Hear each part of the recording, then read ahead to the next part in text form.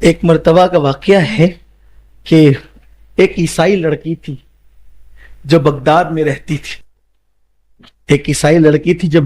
رہتی تھی اور حضور غوث پاک رضی اللہ تعالیٰ سے اس کا دل لگ گیا تھا. چراغ ہے میرے مرشد سرکار غوث پاک. ایک یہودی لڑکی غوث پاک سے محبت کرنے لگی, پیار کرنے لگی اور ان کی کنیز ہو گئی.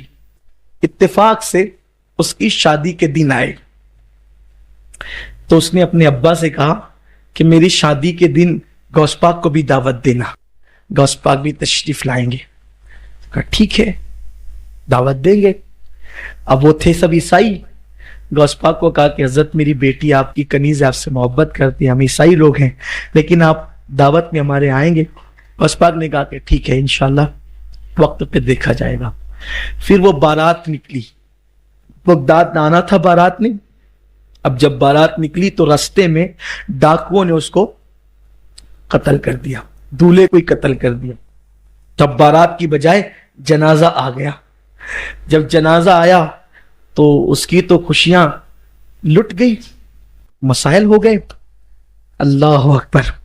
اس کے باپ نے کہا بیٹی سے, بیٹی تو سہاگن بننے سے پہلے بیوہ ہو گئی.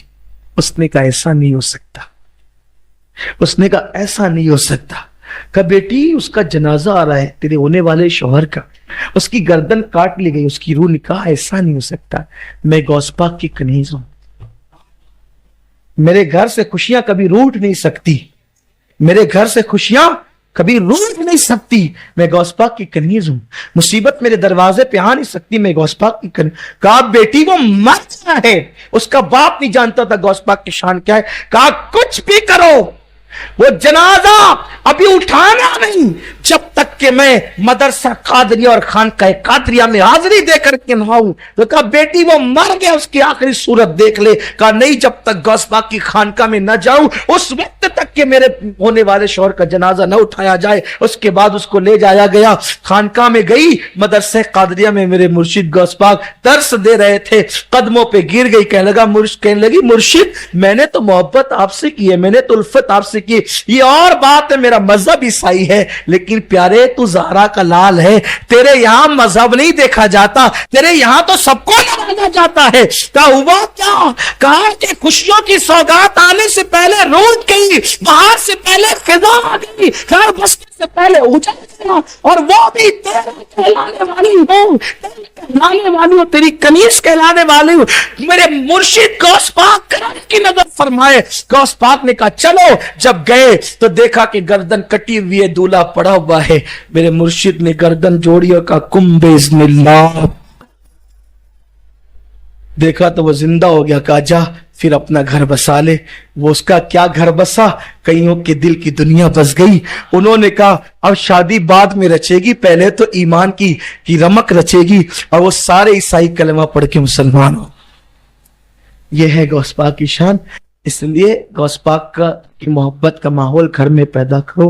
بچے کو غوث پاک کا عاشق بناؤ. اپنے بچوں کو یہ واقعات سناؤ.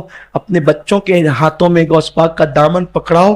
اپنے گھروں کے اندر بچوں کو سکھاؤ بیٹا گرتے وقت یا غوث المدد کہہ لیا کر, ہڈی نہیں ٹوٹے گی. ہاں یہ مذاق کی بات نہیں ہے, یقین پیدا کرو, یقین. انشاءاللہ تعالیٰ برکتیں نصیب ہوگی. اللہ تعالیٰ ہم سب کو توفیق عطا فرمائے اور غوث پاک کی نسبت سلامت رکھے. 11ویں کرنا, چاہے گلاس پانی پر ہی کرنا مگر کرنا. اور اگر اللہ نے توفیق دی تو شکر بھی رکھ لینا. اللہ نے اور کشادگی دی.